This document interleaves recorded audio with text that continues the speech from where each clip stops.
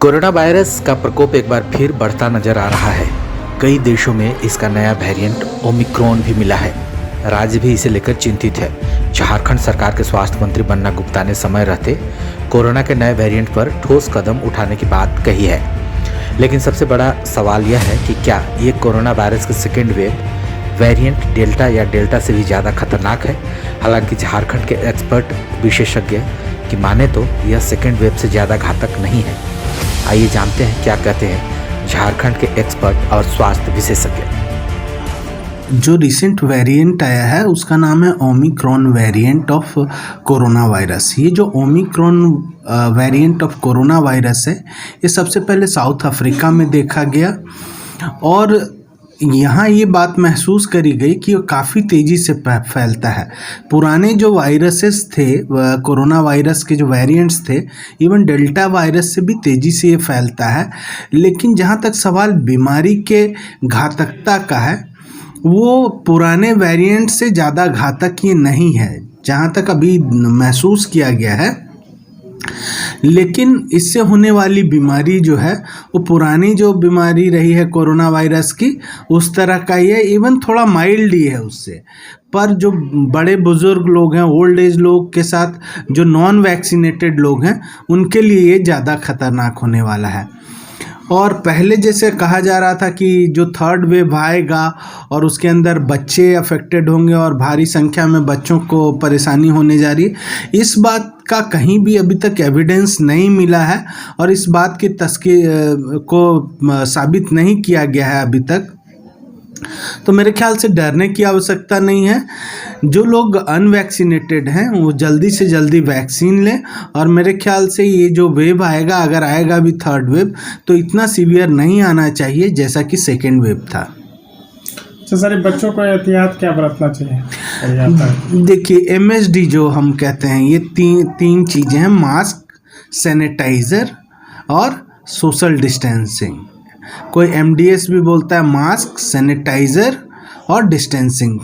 तो यही तीन चीज़ें जो पहले से आ रही हैं बातें कोरोना से बचने के लिए, वही है तीनों प्रोटेक्टिव चीज़ें। देखिए, सरकार जो भी करे, एक तबका है जो उसको क्रिटिसाइज करेगा, लेकिन क्या हम हर साल इस बात को सोच के कि नया आ जाएगा एक कोरोना का वेरिएंट, क्या हम अपने जीवन को सामान्य नहीं करें?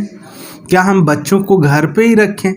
देखिए, अब लोगों को आदत पड़ जानी चाहिए। बहुत सारे लोगों को अभी हमने अचीव कर लिया, 1 अरब 10 करोड़ वैक्सीनेशन का लक्ष्य पूरा किया है, जो एक वर्ल्ड रिकॉर्ड है।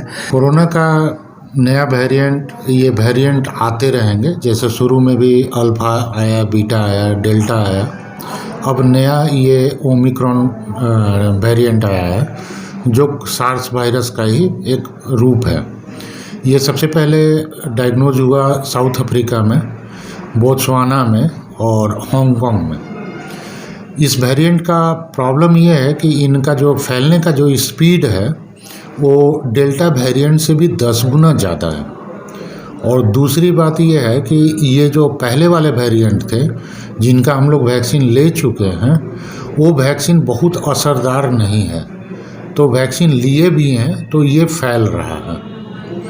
तो हमको ध्यान ये रखना होगा कि जहाँ पे भी फोकस है वहाँ से फैले नहीं।